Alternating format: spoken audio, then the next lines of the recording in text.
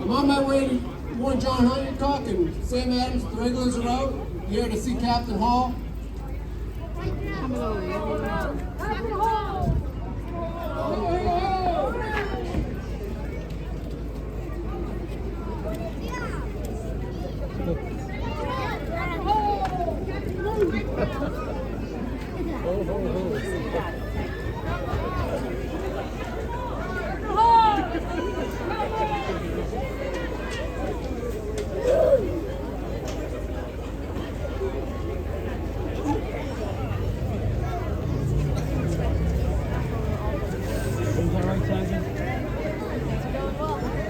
Hello, everybody. Happy Patriots Day. Woo!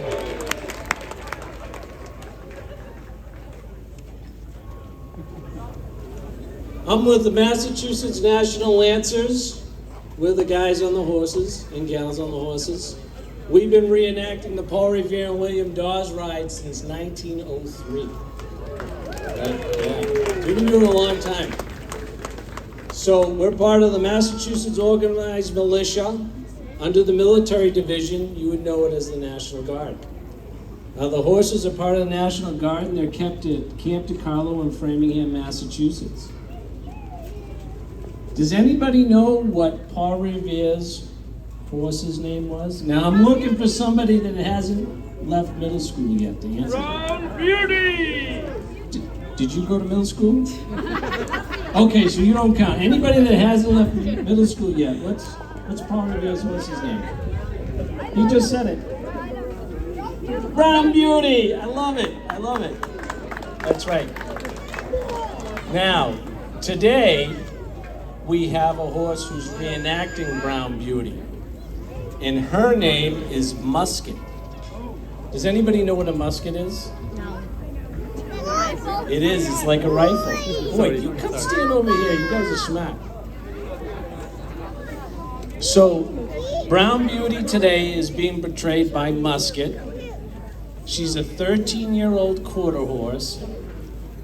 And I'm gonna ask you if you know what color she is. And I'm gonna tell you it's not brown or tan. She's not white.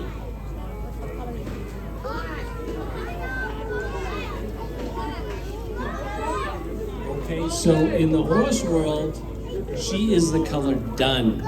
She's dun.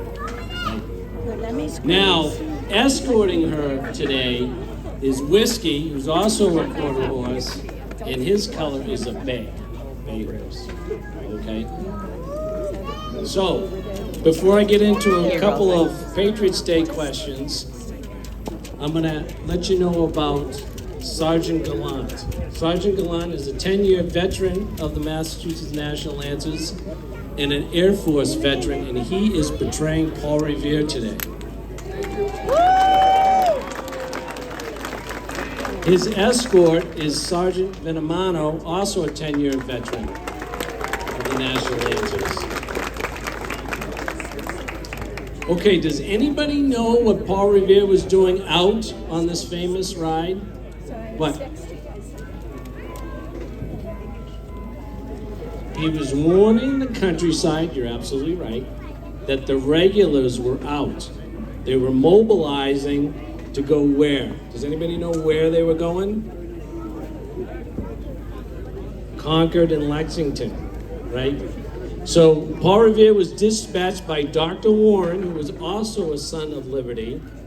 He feared for the safety of Mr. Hancock and Mr. Adams, who were staying in Lexington. So he wanted Paul Revere to warn them of the impending troop movements. The regular British soldiers were coming out that way to get them. He was also to continue on to Concord to make sure that our military supplies were safe, that the British troops weren't going to get our military supplies. As it turned out, the supplies, that military cash was already moved, so they were okay. But that was his mission. So he ended up warning Mr. Hancock and Mr. Adams. Does anybody know whether he made it to Concord? He didn't. He didn't. That's right. But the Boy Scouts here. He didn't make it. What happened?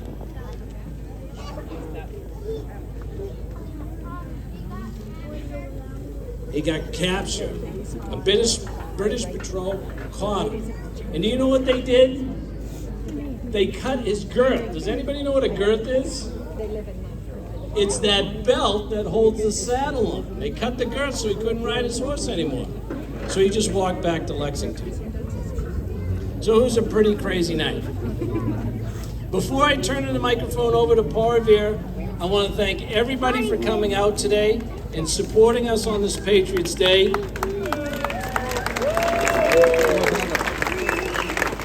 I'd ask that you remember not only the Patriots of the colonial period like Paul Revere and William Dawes. We can't forget William Dawes because he also rode that night, born in the countryside. We ask that you remember all of our soldiers and airmen and men and women in uniform who are our patriots of today that put themselves in harm's way to keep us safe. Yeah. And lastly, I'd love to thank the Massachusetts State Police for escorting us today and keeping us safe. And of course, Medford's finest, who are here every year, getting us through the town and keeping us safe. And thank you all very much. I'm going to turn it over to Mr. Paul Revere. Thank you all for coming out tonight. We're gonna today we're gonna have some time. We're gonna come take photos, but it's important to be safe around the horses. Nobody running around the horses. Wait turns, and we'll do some photos. Okay. Oh, me? Oh, good, because I don't have my glasses. Let's wait until he tells us it's okay. And I'll come back with the girls. Listen, my children, and you shall hear of the midnight ride of Paul Revere. On the 18th of April in 75, hardly a man is now alive to remember that famous day and year in the midnight ride of Paul Revere. He said to his friend, if the British march by land or sea from the town tonight, hang a lantern in Belford's tower or the Old North Church tower as a single light. One if by land and two if by sea, and I on the opposite shore will be, ready to ride and spread the alarm through every Middlesex village and farm, for the country folk to be up and to arm. Then he said good night, and with a muffled oar, silently rowed to the Charlestown shore.